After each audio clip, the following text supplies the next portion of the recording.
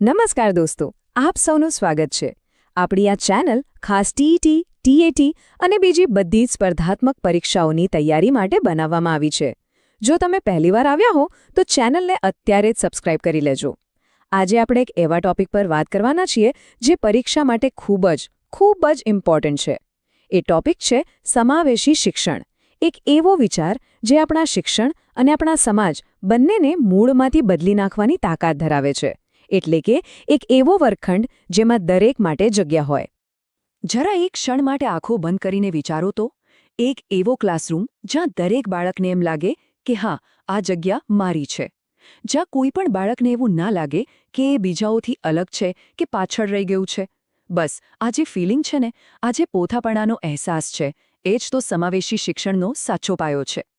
હવે એક વાત સમજી લઈએ, આ કોઈ ભણાવવાની નવી ટેકનિક કે મેથડ નથી. ના, આ તો આખી વિચારધારામાં, આખા દૃષ્ટિકોણમાં આવેલું એક ક્રાંતિકારી પરિવર્તન છે. ચાલો આ વાતને થોડી વધુ ઊંડાણથી સમજીએ. જુઓ, પહેલાં શું માનવામાં આવતું હતું? જૂનો અભિગમ એ હતો કે જો કોઈ બાળક પાછળ રહી જાય તો પ્રોબ્લેમ બાળકમાં છે, એને સુધારવાની જરૂર છે. પણ આ નવો સમાવેશી અભિગમ આખી વાતને જ ઊંધી ફેરવી નાખે છે. એ સ્પષ્ટપણે કહે છે કે પ્રોબ્લેમ બાળકમાં નથી, પ્રોબ્લેમ આપણી સિસ્ટમમાં છે. આપણે બાળકને સિસ્ટમમાં ફિટ કરવાની કોશિશ નથી કરવાની. આપણે આપણી શાળાઓને, આપણા ભણતરને બાળકની જરૂરિયાત પ્રમાણે બદલવું પડશે. આ બહુ મોટો ફેરફાર છે. અને આ એક વાક્ય આખી ફિલોસોફીનો સાર છે. આ કેટલી સરસ રીતે સમજાવે છે કે જો આપણી શાળાઓ, આપણો અભ્યાસક્રમ અને આપણા શિક્ષકો બાળકની જરૂરિયાત પ્રમાણે પોતાને ઢાળી લે તો પછી એવું કોઈ બાળક બચશે જ નહીં જે સફળ ન થઈ શકે. તો પછી આપણે આની એક પ્રોપર વ્યાખ્યા શું આપી શકીએ? સમાવેશી શિક્ષણ એટલે એક એવી સિસ્ટમ જ્યાં ખાસ જરૂરિયાતોવાળા બાળકોને કોઈ અલગ સ્પેશિયલ સ્કૂલમાં નથી મોકલવામાં આવતા, પણ એમને મુખ્ય પ્રવાહના વર્ગખંડમાં જ બીજા બધા બાળકોની સાથે જ ભણાવવામાં આવે છે. અને સૌથી અગત્યનું, બધાને શીખવાની સરખી તકો મળે છે. ઓકે, તો આપણે ફિલોસોફી તો બરાબર સમજી લીધી. પણ સવાલ એ છે કે આ વિચારને પ્રેક્ટિકલી જમીન પર કેવી રીતે ઉતારવામાં આવે છે? ચાલો હવે એ જોઈએ કે આ કામ કેવી રીતે કરે છે. જ્યારે આપણે કહીએ દરેક બાળક, તો એમાં કોણ કોણ આવે? જુઓ, આમાં શારીરિક કે માનસિક પડકાર ધરાવતા બાળકો તો છે જ, પણ વાત અહીં પૂરી નથી થતી. એવા બાળકો પણ છે જેમને શીખવામાં થોડી વધુ વાર લાગતી હોય, જેઓ કદાચ આર્થિક રીતે નબળા પરિવારમાંથી આવતા હોય, કે પછી જેમની ભાષા કે સંસ્કૃતિ અલગ હોય. આ બધા જ બાળકોનો આમાં સમાવેશ થાય છે. મતલબ કે આ વિચાર કેટલો વિશાળ અને ઉમદા છે. અને આપણા માટે ગર્વની વાત એ છે કે ભારતમાં આ બદલાવને આગળ વધારવા માટે એક મજબૂત કાયદાકીય માળખું છે. આ માત્ર કાગળ પરનો એક સારો વિચાર બનીને નથી રહી ગયો. એને હકીકતમાં બદલવા માટે નક્કર પગલાં લેવાયા છે. ભારતની જે સ્ટ્રેટેજી છે એને આપણે બે ભાગમાં સમજી શકીએ. પહેલું પગલું છે રાઇટ ટુ એજ્યુકેશન એક્ટ, એટલે કે શિક્ષણનો અધિકાર અધિનિયમ. આ કાયદો દરેક બાળકને કોઈપણ રેગ્યુલર સ્કૂલમાં એડમિશનની ગેરંટી આપે છે.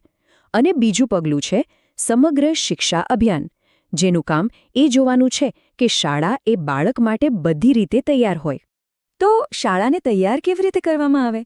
અહીંયા જ સમગ્ર શિક્ષા અભિયાનનો રોલ આવે છે. એ શાળાઓને જરૂરી સાધનો અને સુવિધાઓ પૂરી પાડે છે. જેમ કે સ્કૂલમાં રેમ્પ બનાવવા, જેથી વ્હીલચેર પર આવતા બાળકોને તકલીફ ન પડે, સ્પેશિયલ ટીચર્સની નિમણૂક કરવી, બ્રેલ લિપિમાં પુસ્તકો આપવા, અને જરૂર પડે તો અભ્યાસક્રમમાં પણ ફેરફાર કરવા. આ બધું જ સુનિશ્ચિત કરે છે કે બાળકો માટે શાળાના દરવાજા સાચા અર્થમાં ખુલી જાય. ઠીક છે, આ બધું તો બરાબર, પણ આ આટલી બધી મહેનત શા માટે? શું આનો ફાયદો ફક્ત અમુક બાળકો પૂરતો જ સીમિત છે? ના, બિલકુલ નહીં. આનો ફાયદો આખા સમાજને થાય છે. ચાલો હવે એના પર નજર નાખીએ કે આનાથી વર્ગખંડની બહાર શું ફાયદા થાય છે. આનો સૌથી મોટો અને સૌથી સુંદર ફાયદો એ છે કે તેનાથી આવનારા સમય માટે એક વધુ સારો, વધુ સહાનુભૂતિશીલ સમાજ તૈયાર થાય છે. વિચારો, જ્યારે બાળકો નાનપણથી જ દરેક પ્રકારની વિવિધતા વચ્ચે મોટા થાય છે, ત્યારે સમાનતા અને એકબીજાને સમજવાની ભાવના એમના સ્વભાવનો હિસ્સો બની જાય છે. એટલું જ નહીં, આવા વાતાવરણમાં ખાસ જરૂરિયાતવાળા બાળકોનો આત્મવિશ્વાસ તો વધે જ છે, પણ સાથે સાથે સમાજમાંથી ભેદભાવ પણ ઓછો થાય છે અને આપણા લોકશાહી મૂલ્યો ખરા અર્થમાં મજબૂત બને છે. તો આ આખી વાતચીત પછી આપણે એક બહુ જ મૂળભૂત સવાલ પર આવીને ઊભા રહીએ છીએ, કારણ કે આને સફળ બનાવવાની જવાબદારી માત્ર શાળાઓની કે સરકારની નથી, આ આપણા સૌની સહિયારી જવાબદારી છે. એક સમાજ તરીકે આપણે દરેક બાળકનું સાચા અર્થમાં દિલથી સ્વાગત કેવી રીતે કરી શકીએ? આનો જવાબ આપણા સૌની અંદર છે, આપણા વિચારોમાં છે અને આપણા વર્તનમાં છે. આ એક એવો સવાલ છે જેના પર આપણે સૌએ શાંતિથી વિચારવાની જરૂર છે. જો તમને આ વિડીયો ગમ્યા હોય અને કંઈક નવું શીખવા મળ્યું હોય તો પ્લીઝ આ વિડીયોને લાઇક કરજો અને તમારા મિત્રો સાથે શેર કરજો. અને હા, ચેનલને સબસ્ક્રાઇબ કરવાનું બિલકુલ ના ભૂલતા. તમે આગળ કયા ટોપિક પર વિડીયો જોવા માંગો છો એ મને કોમેન્ટમાં જરૂર જણાવજો. મળીએ આવતા વિડીયોમાં. તમારો ખૂબ ખૂબ આભાર.